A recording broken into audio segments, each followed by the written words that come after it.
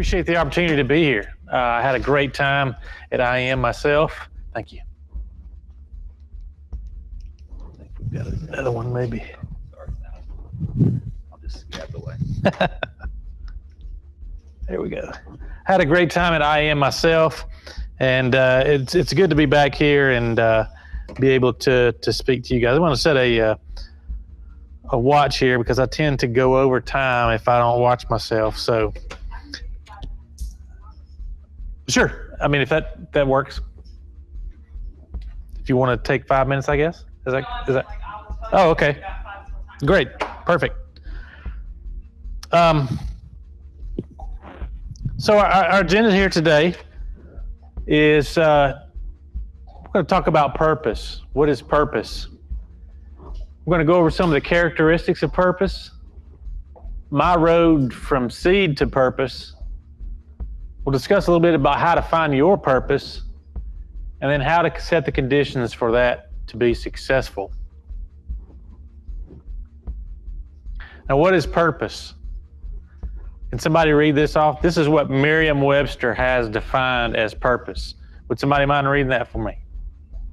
The reason why something is done or used, the aim or intention of something, feeling of being determined to do or achieve something, the aim or goal of a person, what a person is trying to do, become, etc. Okay, awesome. So some of the characteristics of purpose. Now, there's going to be some things that we talk about that I'll use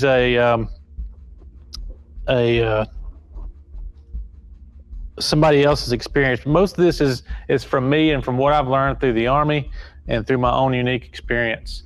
So we've got here living with purpose and living without purpose. If you notice 1 through 6 here, living with purpose is almost the opposite of living without purpose. But if we think about it, number 1, physically live longer. Someone who lives with purpose. Now, I will talk about my grandfather a little later. He was one of my first mentors. But when he was a carpenter later in his life, and he had an accident and lost his leg. And when he realized he couldn't get on a ladder anymore, it was a week later and he passed away. So he lost that kind of purpose, like I can't do my job anymore. And so he kind of gave up, really. Number 2, people who live with purpose are emotionally happier. They're more productive. They tend to make better decisions. Higher self-esteem for sure. And I've seen this number 6 personally. If someone has a strong enough purpose, they will die for it. Conversely, if they don't have any purpose, they're likely to kill themselves in some cases. So those are kind of the extremes of purpose. So the Tommy Presley version of purpose is what you live for. What wakes you up in the morning? Purpose isn't an end state, it's a lifestyle. This is why I titled the talk, Live with Purpose. Purpose can be plural and can be accomplished daily, but is generally a consistent behavior over a lifetime. For example, if teaching is your purpose, you may potentially teach several things to several people a day, but it doesn't stop there. It continues, develops, and may even morph into a higher purpose. I believe that everyone has interlocking purposes. When everyone works together, the world tends to be a better place. When they don't understand their purpose or they ignore it, then there's holes in things. There's things don't work so well. So I'm going to talk about what I call from seed to purpose, and you'll see why I call it seed later. Kind of my experience in life. I'm going to hit the wave tops because we only have 40 minutes and about 250 slides, so I've got to get a lot in here. My first purpose on earth is to bring God's people home. That's the purpose of any Christian. Most of my purpose comes from my spirit and from Christ. But my specific piece of that is to help others succeed by making complex problems simple. One area I use those skills is against poverty. So I've set the conditions in my life to make that successful. Poverty is one of the things that I hate the most. So this takes several forms. One, I train others in engineering and skills that I have. Two, I give monetary donations to others who support and train. And three, as you heard earlier, my military and community service allowed me to help liberate a country, freeing the people to have more control over their own lifestyle. Now that may not have been the original plan for the war in Iraq, but wherever you are, your purpose is singular, your purpose is individual, and wherever you are, you can use that purpose. So we'll take a trip back to where it all started. As a young man, there were two things that I was very fond of. My grandfather, which was my first mentor, and fast cars. I've always been fond of fast cars. I wanted to be just like my grandfather. He was a staff sergeant in the Army, World War II, which really intrigued me. He never would really talk about what happened in the war, but just based on him being an integral part of setting some of the world free, struck a chord with me even at a young age. I've always liked nice things and wanted to be a billionaire even to this day. I've always dreamed big. I don't believe there's a mountain out there too big for me to climb. To give you an idea, I'd like to own a 5-star resort in Vegas in the Bahamas, centered around a Christian lifestyle, almost completely staffed by people who need a second chance at life.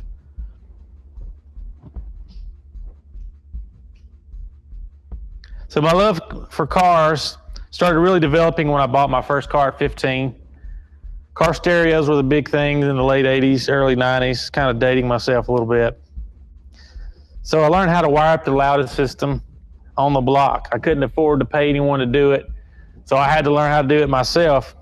Turns out I enjoyed it and thought I needed some formal electrical training, so I started toward my electrical engineering degree.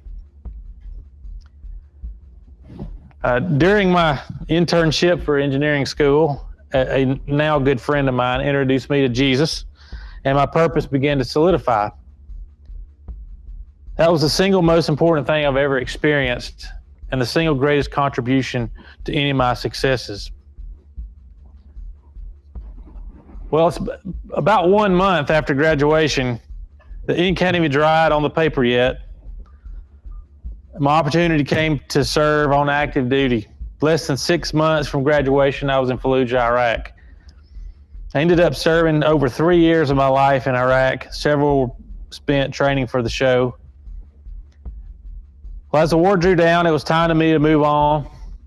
So I took a teaching job to pay back the knowledge I've learned in the past 20 years and retired in 2014. Now, as you can imagine, liberating a country one day and being paid to sit at home the next day is a pretty big transition.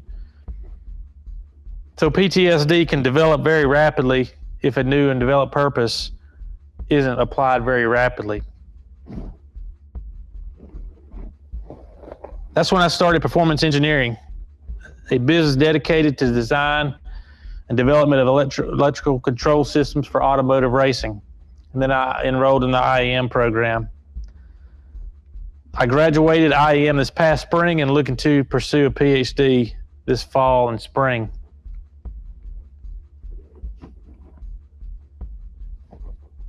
So to summarize, the big dreams that I had as a young kid helped me find big problems.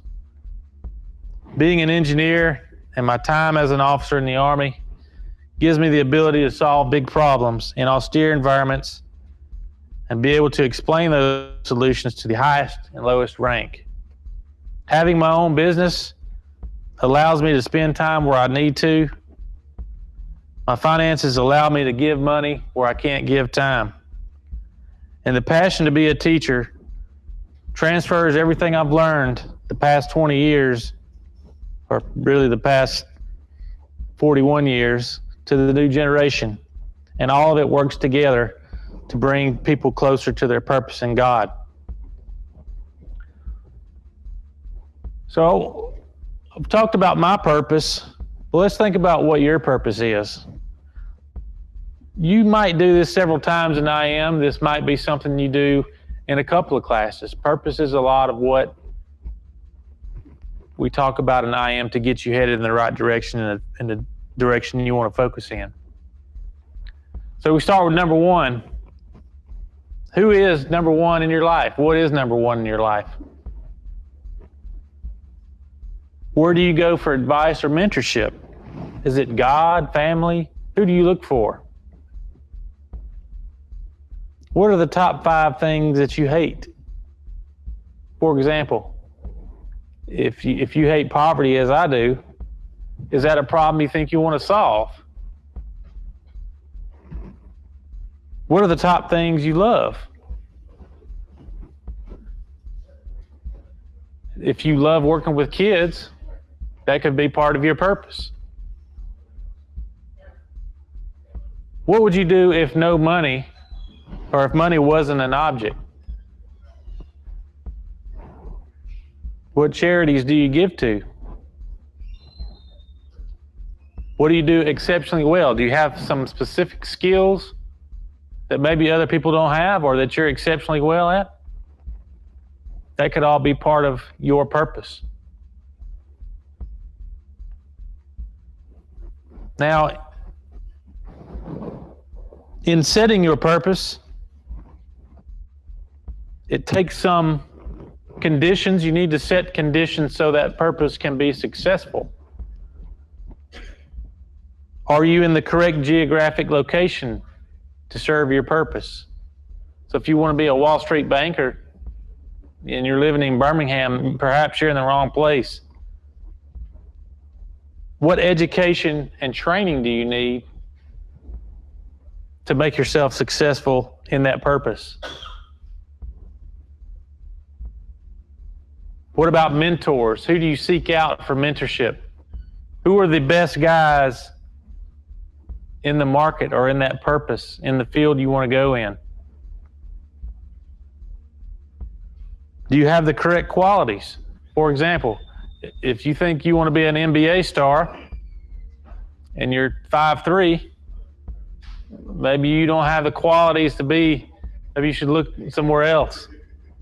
Or maybe you can be at 5'3", just you may be that good. How do you provide the capability for your purpose? So how are you going to fund what you want to do? Think of purpose as a plant. To grow a plant, you must start with a seed. The seed must be of the correct type to grow the plant you want. So for example, if I want to get apples, right, I've got to sow apple seeds. It must be then in the right environment, have the right food and water, and then the sunlight to grow that purpose.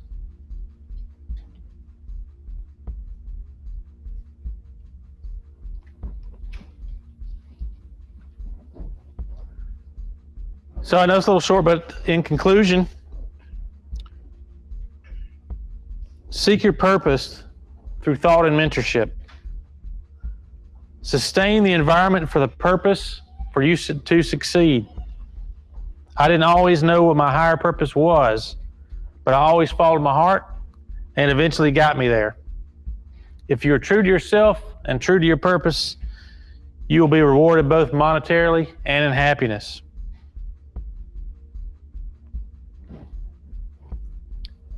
And a little quote from me: money is merely the earthly capability to make change in fulfilling purpose. Some authors that I typically go to when I look for advice on purpose: Mike Murdoch and Miles Monroe, two great authors. Both of them are religious, but have provided me with a lot of insight on purpose and direction. I highly recommend them. Any question? What is your name? Robert Forrester. How does working in performance engineering get you to your goal of the resort in Vegas and Bahamas? Well, it kind of starts several things, really. One is the monetary capability, that's really what performance engineering is going to provide for that part of the business. I believe that purpose has many facets, and in the performance business, I am training others to be successful in that particular field. But as I grow, the money that I make from there is going towards the resort. Correct. How do you find your mentors? Mentors, I sought out people who I wanted to be like. So in my particular business, there are 3 or 4 guys that are the best at what they do. They have the same type of work ethic that I have, and the same type of big dreams and big goals that I talked about earlier. So I sought those people out to strengthen my abilities and pretty much go in the same direction I wanted to go. I see them already going in that direction. It's just they're a lot further ahead than I am.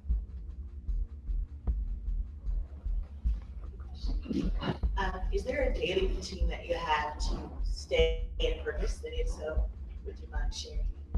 That's a very good question, actually. If you notice, most successful people have a routine that they follow every day. I think my biggest contributor towards success is being able to sit in a quiet place for a while and meditate on whatever happened today or what's going to happen tomorrow. And then I just listen a lot of times. Like I said, I get my purpose from the Spirit. So as I'm sitting there, if direction needs to change or if something needs to happen during that meditation time, that's when I get the ideas or get the change that I need. So that's the biggest thing. But a routine is basically going through, you get up in the morning, you have breakfast, do a little exercise. Exercise, I think, is very important to keep your mind going and keep it fresh. And, I personally check my emails during the morning and then go throughout the day, depending on what I have to do. But the meditation time period is, I think, the biggest thing that I sustain.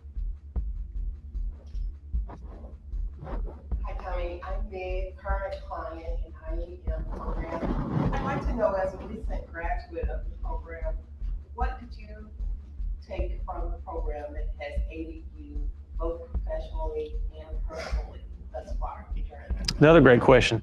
For those of you that don't know a lot about military, Major is responsible for about 500 people.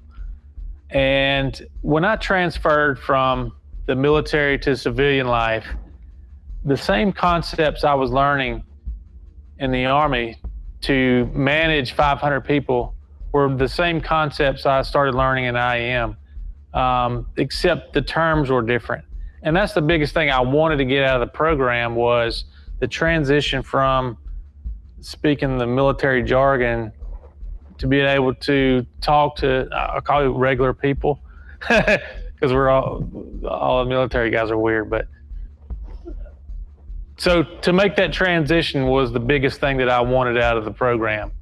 And I was really surprised at, the level, like it takes 10, 12 years to be able to be a major.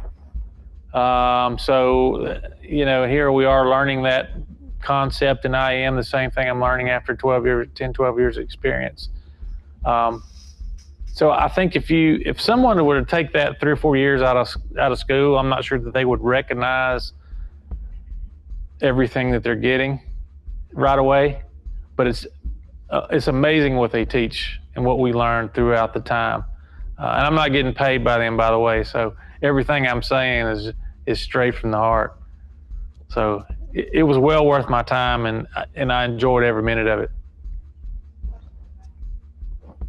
I'm Suzanne, I'm a current client.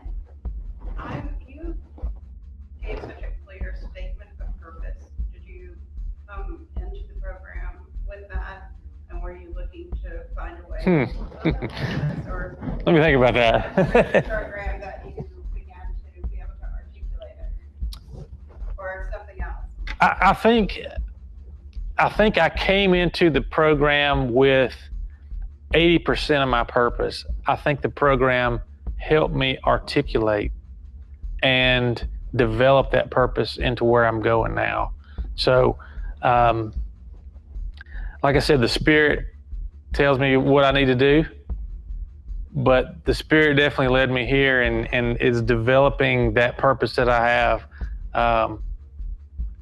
I could talk for hours about the things you learn here. I mean, it was a wonderful experience, but anything from how to publish a book to, do financial things to, do a business plan to the terms I need to know. If you leave IEM without meeting your goals, you didn't try hard enough, because they will make the program and tailor the program to what you need out of it. So there were people in the class that I don't think had a whole lot of purpose, but found it. And then again, guys like me, you kind of knew what was going on, but needed to develop that purpose. And they're good at both things. Any other? Your talk mentioned that you gave them 3 ways, and one of them was teaching. And I wonder if you could expand on that. That's personally very interesting to me. So you give financially provided, and how also you train to give people knowledge how they can help themselves. Sure. And I do it a lot in the automotive field. As a matter of fact, I've got a group of guys coming next week that out of the vocational school at Lawson State. They're coming over to just see what I do, and I'm going to spend a day with them and teach, the performance side. I'm not sure exactly what their curriculum is in Lawson, but it's something to do with automotive mechanics. So I'm just going to expand on that, teach those guys that, hey, there is a different aspect to being a mechanic or technician, and teach them what I do to maybe, allow them to open up to another field they never knew about, That's part of it. I definitely want to be involved with IEM as much as possible. Again, it made such an impact on my life that, I think I need to give back to it and be just as important for you guys as, the guy standing here 2 years ago was for me. So that's very important for me. Anything else? Well, I certainly appreciate your time. It's been such a pleasure for me to be here. Sorry I ran a little short, but hey, I really appreciate all the questions and everything, and I had a good time. Thank you.